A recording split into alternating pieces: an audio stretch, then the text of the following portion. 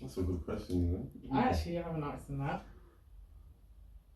I didn't really form an impression like that because I'm a take it as you go kind of person. Mm-hmm. So it would have been more based on the interaction that I had with her across the period of holiday. But Okay. based on that, I would have said that it was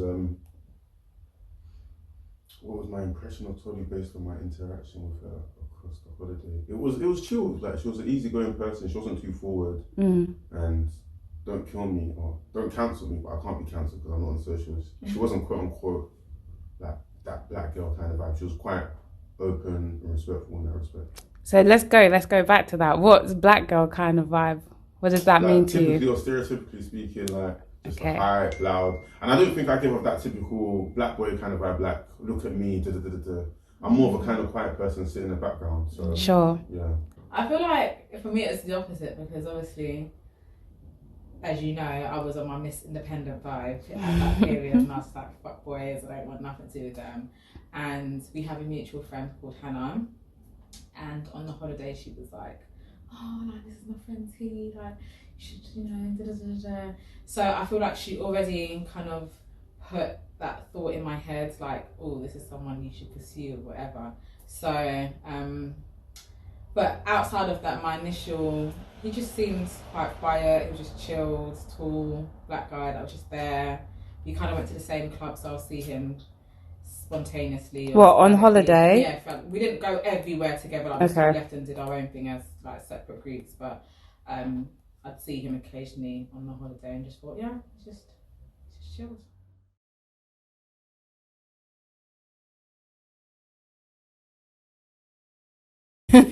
Interesting. I feel like my favourite trait about him is his patience. I'm not the easiest of person to live with. Yeah. Or be in a relationship with. I'm very like, and I guess I'm very like. Evolve on that. So tell me what's.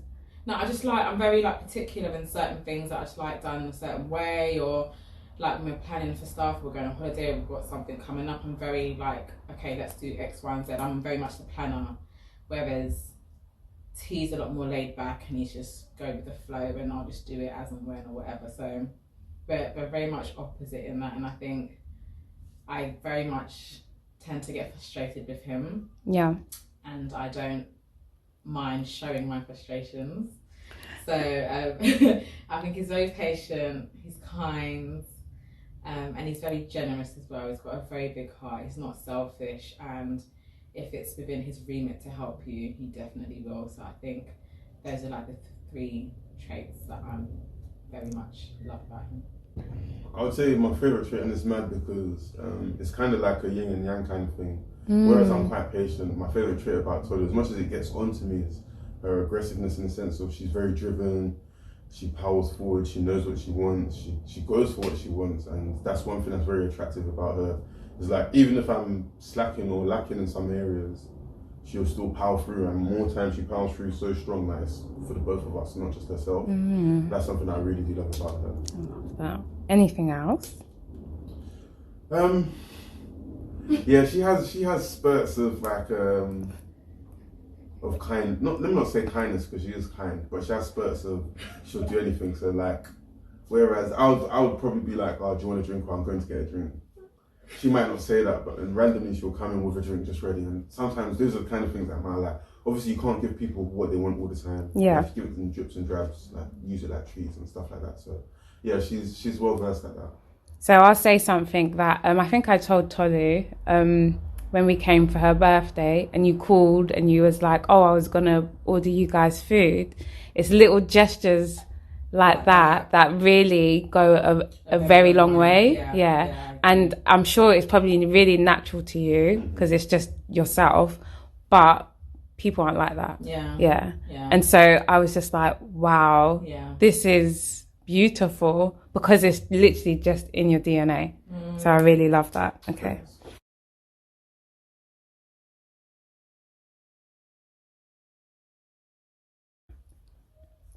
Oh, that's a good one.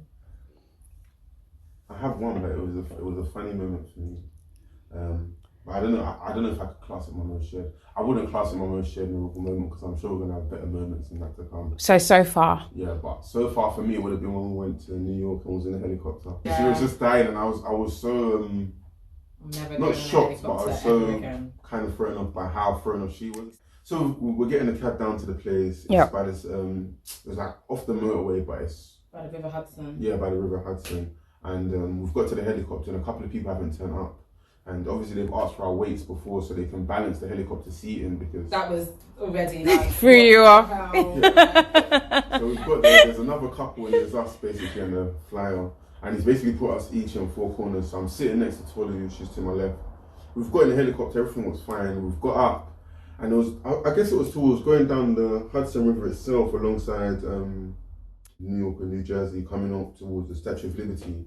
There was a bit of turbulence, but it's quite funny because the helicopter rotators were still spinning flat, but the helicopter itself was moving side to side, and she's just like she couldn't help herself. And I find it quite funny, but it was, I guess for me, it was a moment that I saw her very vulnerable, and for a strong person, yes, you don't always see them in those kind of positions. Yes, yeah. That's really nice. So you just basically seen different characters of Tolu. What year were you guys in? What year were you in your relationship then? So we went to New York in 2016, was it? Or 20? So that was like 3 years into our relationship. Okay, and do you feel like you were still learning Tolu at that stage? No, I feel like we were established with each other, but it was still growing. When you're in a relationship and everything's become official and whatnot, 3 years in the grand scheme of things is very small. It's nothing. So knowing someone as a boyfriend and a girlfriend is totally different to actually accepting and acknowledging hand on hand that you're both in a relationship. Yep. And that was our first holiday as well. For me anyway, like there was a lot of apprehension because it was like we're going to a foreign country and it's not like if you get on my nerves, I can just go about my business. I'm in a foreign country. I don't know no one other than this one person. That's it. And we were there for a week. Yeah. And I'm very much a lone wolf. Like I can happily be by myself and enjoy myself. So it was like, okay, like this was the first holiday. Try not to argue. We argued. We've argued on every single holiday we've been on. But it's like we argued. But now that I look back on it, like it was funny. We had some crazy nights. You said we had some crazy nights. Yeah. You'll be thinking crazy as in wild, but it's not actually that. There was one night we planned to go out, but we started drinking and it was like, let's have a nap. So we've had a nap, and by the time we woke up, it's like 3-2 in the morning. So it's like, where are we going now? But we've left and we've gone to Times Square. Yeah. And it was absolutely manic. We got like, you know the caricature, we got that done in Times Square. Like, it was so weird. It was like literally 3 o'clock in the morning and there was just people like 3 in the afternoon, isn't it? Yeah, it was like daytime, but it was obviously not. My favourite shared memory was our trip to Bali.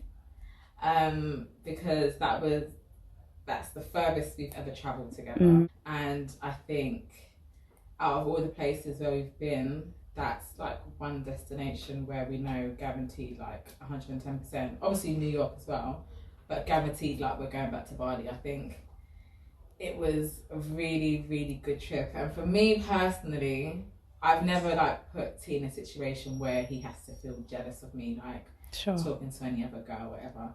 But there was one particular activity we was doing where we was climbing a mountain. Yeah. And we had to leave at like 5 o'clock in the morning because we was going to watch the sunrise. So it's actually a volcano, so it's an active volcano. And we left at like 3 o'clock in the morning and then we was climbing this mountain literally 5 a.m. It was still pitch black, like the stars are shining.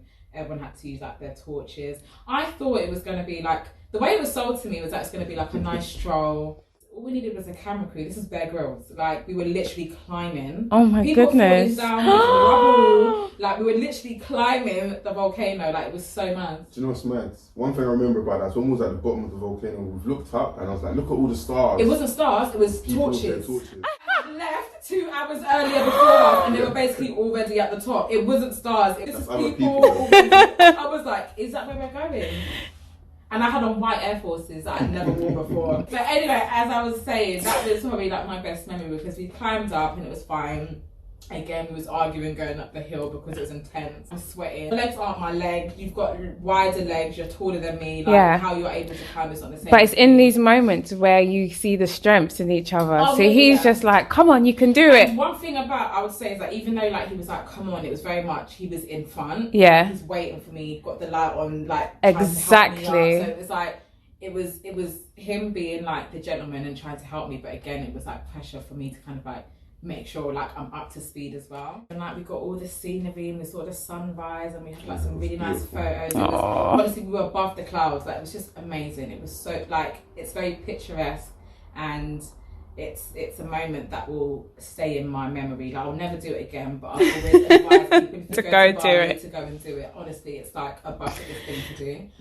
So it's time to come down the hill now. So it's daytime. People are slipping down, like, and our tour guide very much like we bonded. Like we had a nice little conversation. So he was basically helping me down the hill, holding my hands, and obviously he was feeling away like, why is this guy like? He was helping me and like holding me and like waiting for me to come down. I was just like, oh well, this is nice, isn't it? But I feel like because he was tall and black, everyone was like, oh. Because like the people in Bali, they're quite petite men and whatever. They're not quite built. 100. So like they've just seen him. He's backed off his t-shirt. He's had like his chest out. He's got his cap on, and everyone's just like, "What's going on? Oh, look at this guy!" And I'm just like, anyway, where's my babe? Where's my tour babe? They come and help me climb down this volcano. But it was just nice because he was jealous, and I was like, oh, so you do like fancy me then.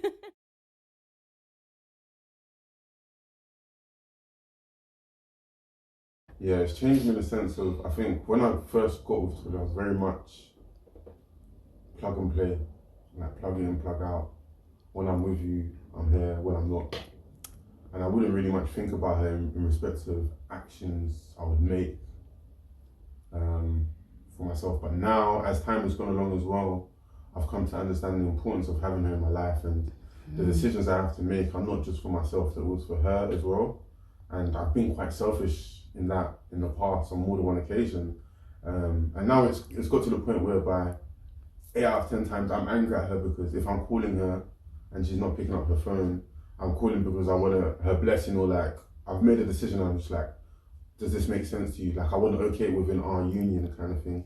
So yeah, now I'm very much more precautious and what's that word, man? Call me Tito Jackson because I teet a lot. Like I'll think twice before I do stuff when it comes to the outcome is based on me and her. But yeah, I'm a lot more tactical. I don't know if it's changed me as a person, because I feel like I still very much have the same traits that I had prior to getting in a relationship with him. But what I will say is that not so much changed, but I've learnt to like acknowledge, as he said, like, you know, in terms of decision making or going for something, I'm very much thinking about, okay, well, if I do this, how would it impact him? Or if I do this, what would it mean for us as a couple or as a unit? But I don't think I've changed. I'm still. Can I ask a question? Can I build on that before you answer the question? Sure. I agree with what she's saying and I understand where she's coming from, but there has been some change. And the way I'm saying that there's change is you could have like a garden wall that's head height, and if you grow in it and you make it house height, it's still the same wall, but it's changed. And there's some things I see in her in the sense of she might say, okay, cool, we're having a conversation, she'll be like, oh, you can't say that, you've got a mother. That's fine, I understand it. And then at the same time, we have the same kind of conversation, she's like, you're gonna have a daughter one day. Do you get what I'm saying? Sure. So she might be looking forward, but I see her looking further forward than she does. But to her, she's still doing the same thing. But for me, it's the same thing with more effect. That's it. So that's where she's changed, but she might not see it because it's normal. It's daily life for her. But I feel like that still kind of like goes back to, again, it's normal. It's how I've been. Like I've always been that person that tries to like preempt certain situations or tries to preempt like a scenario and what the potential outcome is and how I'll be able to like structure that. And I think sometimes that's pretty much a downfall as well, because there are certain situations where you can't preempt what's going to happen. That's it. And you literally just have to go with the flow. So actually, I feel like our love has changed me a bit because I'm learning, and it's still a process, but I'm learning to not be so like regimental with my planning and try and like put in a bit of space for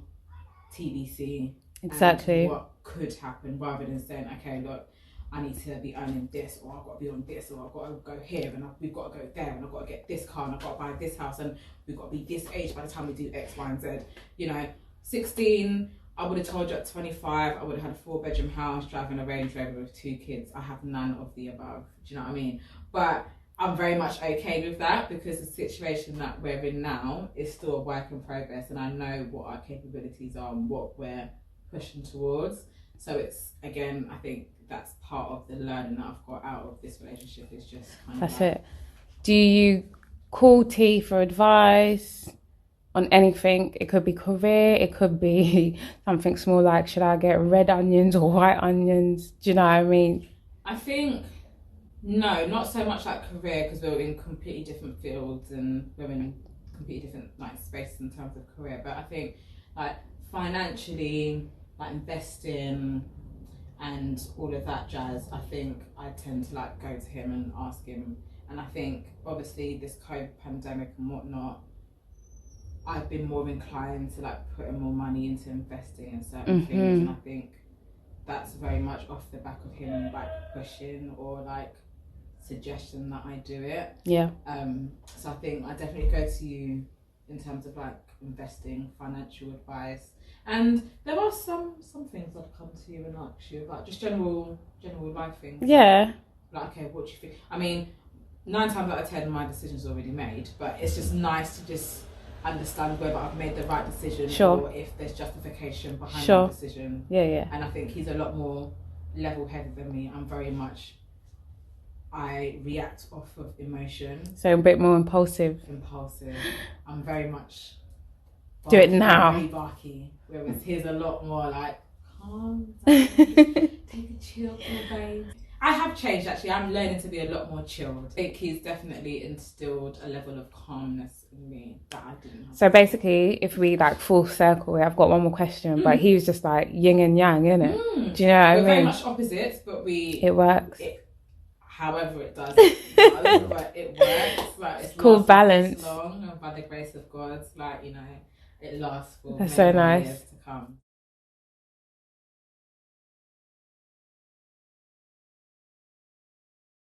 For me, I just love black people in general. Like, I just love our people. I love our skin. I love seeing beautiful black babies. I don't know what it like for me. Black love is just, and it's not just black love in a relationship. I'm just talking about black love in general, as in friendship, relationship, motherhood, fatherhood, you know, cousins. Like, I'm very family orientated, so I feel like love is very much at the core of my well-being.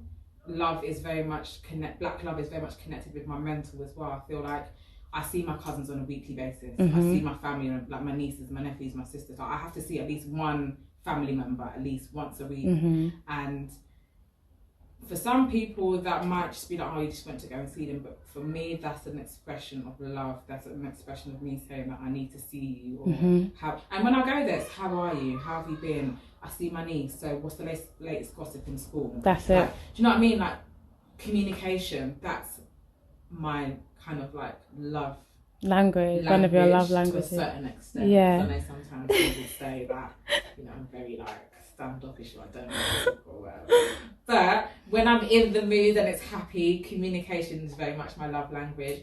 And I just feel like when black people come together, we're just untouchable. And I feel like that's why we're hated amongst so many different races. They understand how powerful we are as black people, how resilient we are as black people.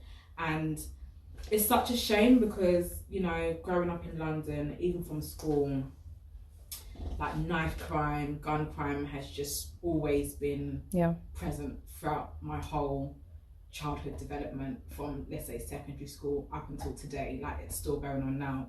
And it's just a shame because it's like all this energy we're putting into, or I say we, but all this energy that, you know, a select few are putting into like being so territorial and like the male ego and, you know, standing their ground. And I feel like if that same energy is put towards, you know, encouraging and elevating our people. You look at like the Jewish community, look at the Asian community, they're very much in their own capsule and they very much spend their money with their own, and they very much push on how important it is to, you know, contribute towards our own community. Not saying that Black people don't do that, we do to a certain extent. And I think, again, it's still a working process, and we have initiatives such as like Black Pound Day, which I think is amazing. But I think we definitely need to push more and be like more unified in our communities. And, you know, love isn't just about family, it's about community. It takes a village to raise a child, and I think it's so important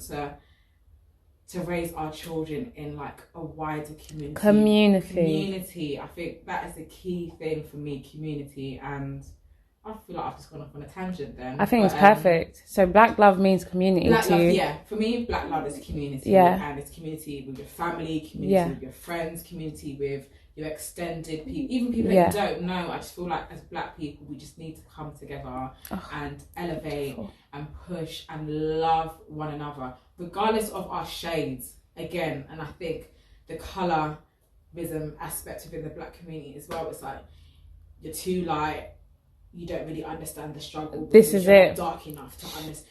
But I'm still Black. I could be light because my grandparents are light, and it skipped a generation. My parents are chocolate, but I came out light skinned. Like, I've got siblings that are lighter than me because I've got a granddad that was quite fair in complexion, and it's like, it's not my fault I came up the shade that I did, but I still understand your struggles. And I think, again, for Black people, it's like, if you're not dark enough, your struggle isn't justified because you don't know what we go through, or if your hair isn't as thick enough, you don't really understand what it means to have 4C hair because your hair is 4A or 4B, or your coil isn't as tight. Do you know what I mean? And it's like all of these different things. I just feel like Black is black. Black is black. Love is love. Black is black. Love is love. And I just want everyone to be happy and confident in their skin and not be so reliant upon the white man's opinion on us. And it's not even just the white man.